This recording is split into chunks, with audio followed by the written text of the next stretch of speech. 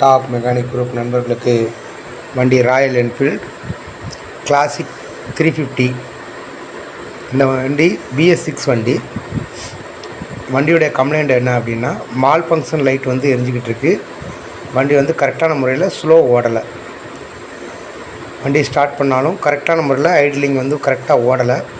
ஒரு மாதிரியாக வந்து மிஸ்ஃபயர் ஆகி நிற்கிது. இதுதான் கம்ப்ளைண்ட்டு. இதுக்கு வந்து நம்ம வந்து இப்போ வந்து நம்மகிட்ட இருக்கிற OBT கிங் B317 மாடலை வச்சு எப்படி வந்து இந்த கம்ப்ளைண்ட்டை அரெஸ்ட் பண்ணுறோம் அப்படிங்கிறது தான் இந்த வீடியோவில் நம்ம பார்க்க போகிறோம். வண்டியை வந்து நம்ம ஸ்டார்ட் பண்ணிலாம் பார்க்குறோம், ஆனால் மால் ஃபங்க்ஷன் லைட்டு எரிஞ்சிக்கிட்டே இருக்குது. பார்த்தாலே தெரியும்.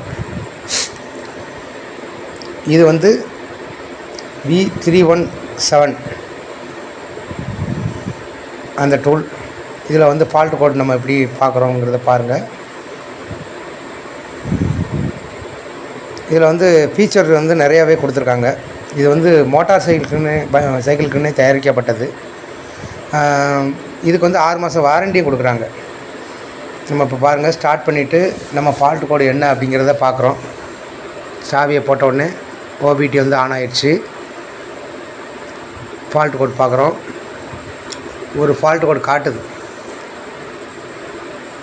நம்ம, ஆனால் கிளியர் கோடு கொடுத்துட்றோம். கொடுத்துட்டு எப்படி இருக்குது அப்படிங்கிறத வண்டியை வந்து பார்க்குறோம். கிளியர் கோடு கொடுத்தாலும் கொஞ்ச நேரத்தில் மறுபடி மால் ஃபங்க்ஷன் காட்டுது. என்ன காட்டுது அப்படின்னா, கிராங்க் பொசிஷன் சென்சார் சர்க்யூட் வந்து சரியாக கிடைக்கல அப்படிங்கிற மாதிரி அது காட்டுது.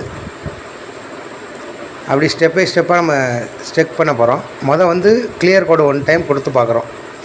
சில வண்டிகளில் வந்து எரர் ப்ராப்ளம் இருக்கும். அதனால் ஒரு தடவை கொடுத்து பார்த்துட்டு அடுத்து நம்ம வந்து மறுபடியும் ஃபால்ட் இருக்கான்னு செக் பண்ணி பார்க்க போகிறோம். இது வந்து அதாவது OBT கேபிள்லேயே வந்து 11 கோடு கேபிள் தனித்தனியாக வரும். இது வந்து கிட்ட வரக்கூடிய கேபிள் இப்படி இருக்கும். 10 கேபிள் ப்ளஸ் 1 ஃபீச்சரில் அட்வான்ஸாக அடிட் பண்ணுற மாதிரி இருக்கும்.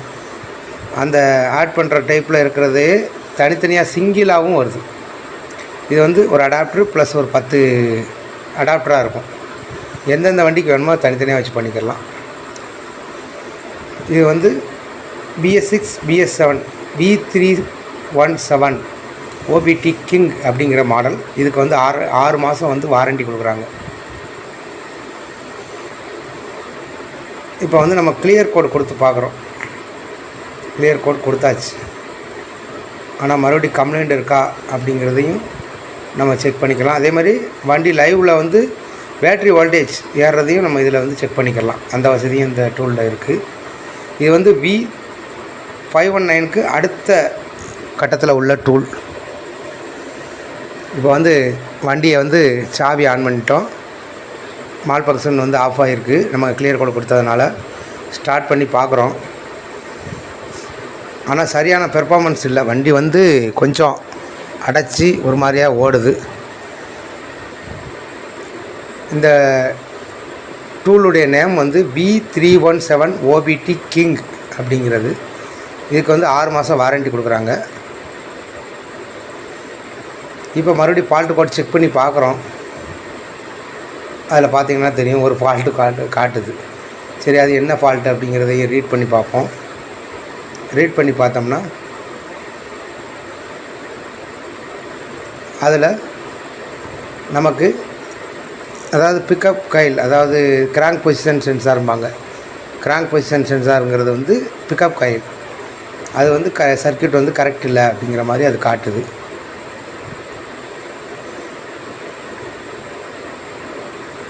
அதே மாதிரி இதில் வந்து அந்த வோல்டேஜ் செக் பண்ணுறது, பேட்டரியுடைய வோல்டேஜையும் நம்ம பார்க்குறதுக்கு ஒரு ஆப்ஷன் தனியாக கொடுத்துருக்காங்க.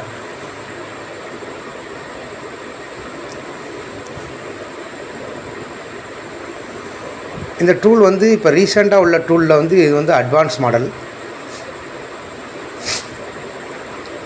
இப்போ இந்த இதில் பார்த்தீங்கன்னாலே உங்களுக்கு தெரியும், இந்த வோல்டேஜ் அப்படிங்கிற ஆப்ஷனில் போய் ஓகே கொடுத்தோம்னா நமக்கு இப்போ வந்து பேட்டரியுடைய வோல்டேஜ் இருக்கும்.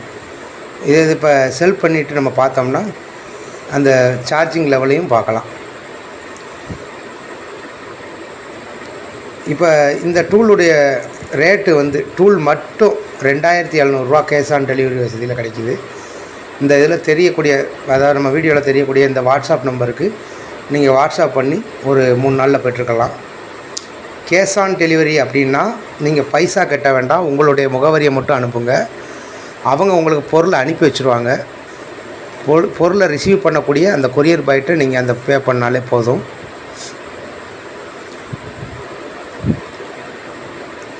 இப்போ அந்த கேபிள் பார்த்திங்கன்னா தெரியும், இந்த மாதிரி டைப்லேயும் வந்து இவங்ககிட்ட வந்து கேபிள் கிடைக்கிது. இது வந்து தனித்தனியாக அந்தந்த வண்டிக்கு, நீங்கள் எந்த வண்டிக்கு வேணுமோ ஒரு வந்து ஓபிடியில் ஒரு அடாப்டர் இருக்கும், கூடுதலாக இந்த அடாப்டரை வந்து நம்ம யூஸ் பண்ணிக்கலாம். இந்த டைப்லேயே வந்து இந்த கேபிள் கிடைக்கிது. இதனால் நமக்கு என்னன்னா ஏதாவது ஒயர் கட்டோ இதோ ஆகிற ப்ராப்ளம் இருக்காது. அவ்வளோதான், வேறு ஒன்றும் கிடையாது. மற்றபடி அந்த டூலில் இருக்கிறத காம்போவை வந்து பிரிச்சுட்டு தனித்தனியாக வந்து பண்ணியிருப்பாங்க. இதனுடைய விலை, அதாவது இந்த டூலுடைய விலை மட்டும் 2700 இந்த கீழே தெரிகிற வாட்ஸ்அப் நம்பருக்கு நீங்கள் வந்து வாட்ஸ்அப்பு பண்ணி பெற்றுக்கலாம். இது ஒரு விளம்பர வீடியோ மாதிரி நீங்கள் நினைக்க வேண்டாம். அதாவது இந்த டூல் வந்து இப்போ ரொம்ப அட்வான்ஸில் நல்லா இருக்குது அப்படிங்கிறதுக்காக தான் இந்த பதிவை வந்து நான் அழுத்தி போடுறேன். மெக்கானிக் நண்பர்களுக்கு இது வந்து பயனுள்ள ஒரு தகவலாக இருக்கும் அப்படிங்கிறதுக்கு தான் நான் இந்த, ஏன்னா பிறகு ரெண்டாவது வந்து கமாண்டில் வந்து நீங்கள் ரேட்டு எவ்வளவு எப்படி கிடைக்கும் அப்படிங்கிறது கேட்க வேண்டாம் அப்படிங்கிறதுக்காக தான் நான் இந்த வசதியை வந்து இதிலேயே ஆட் பண்ணியிருக்கேன். அதனுடைய ரேட்டே ஆட் பண்ணியிருக்கேன், எப்படி கான்டாக்ட் பண்ணி வாங்கலாம்ங்கிற விவரத்தையும் சொல்லியிருக்கேன். ஓபிடி கிங் V317 இதுலேயே வந்து V317லேயே OBT 2ன்னு ஒரு மாடல் இருக்குது. அது இதை விட ரேட்டு கம்மியானது. இப்போ வந்து வண்டி நம்ம வந்து ஸ்டார்ட் பண்ணி பார்க்குறோம், அந்த மால் ஃபங்க்ஷன் வந்து லைட்டு வந்து எரிஞ்சிக்கிட்டு தான் இருக்குது. அப்போ சரி, மறுபடியும் நம்ம என்னென்னு செக் பண்ணோம்னா ஃபால்ட்டு கோடில் வந்து நமக்கு அதே ஒரு ஃபால்ட்டு காட்டுது. சரி, என்ன ஃபால்ட்டு அப்படின்னு பார்த்துருவோம், ரீட் பண்ணி பார்த்துருவோம்னு சொல்லிட்டு டூலில் நம்ம வந்து மறுபடியும் ரீட் பண்ணுறோம். ரீட் பண்ணால் அது என்ன காட்டுது அப்படின்னா,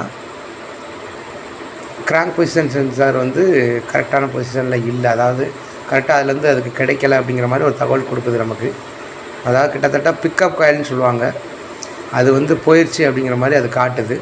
ஆனால் இதுக்கு பிறகு இந்த டூல் இருந்தாலும் நம்ம ஒரு 50% தான் இதை வந்து நம்பணும். நம்ம இதுக்காக மேக்னெட் காயில் அது வந்து ரிமூவ் பண்ணிட்டோம். இது ஏற்கனவே வந்து அண்ணன் PN பைக் நாகர்கோவில் குமாரண்ணன் வந்து இந்த வீடியோ போட்டிருக்காரு, இது BS4 மாடலுக்கு.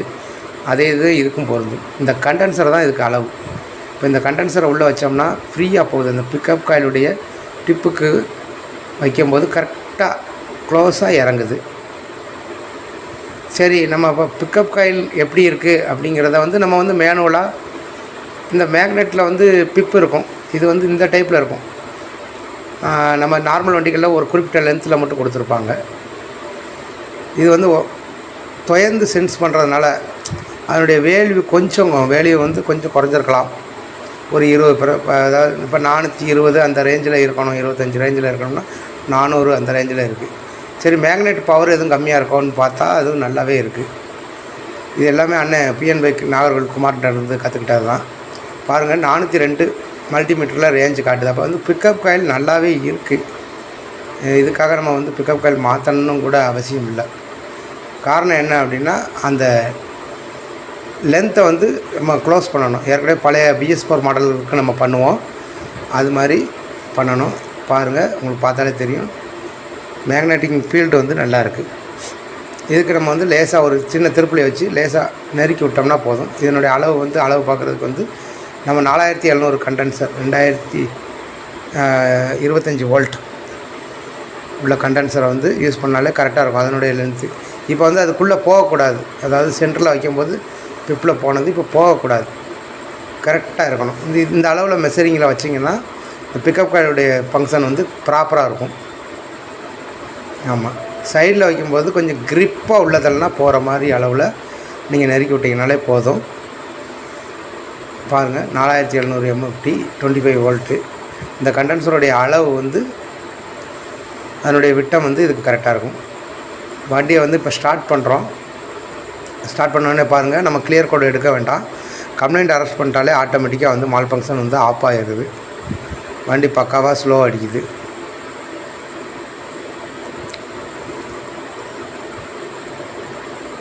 பாருங்கள், இன்ஜினுடைய நாய்ஸும் அப்போ உள்ளதுக்கும் இப்போ உள்ளதுக்கும் பெர்ஃபார்மன்ஸ் வேறு மாதிரி இருக்கும். நல்லா ரேசிங் கிடைக்கிது. காலையில் ஆனாலே ஒரு மாதிரி அடைச்சி ஓடுது கூலிங் டைம் அப்படிங்கிறது தான் இந்த வண்டியுடைய மெயின் கம்ப்ளைண்ட்டு. நான் தென்காசி மாவட்டம் ஜேஆர் பைக் எலக்ட்ரிக்கல் கேர் சுரண்டையிலிருந்து அர்ஜுன்.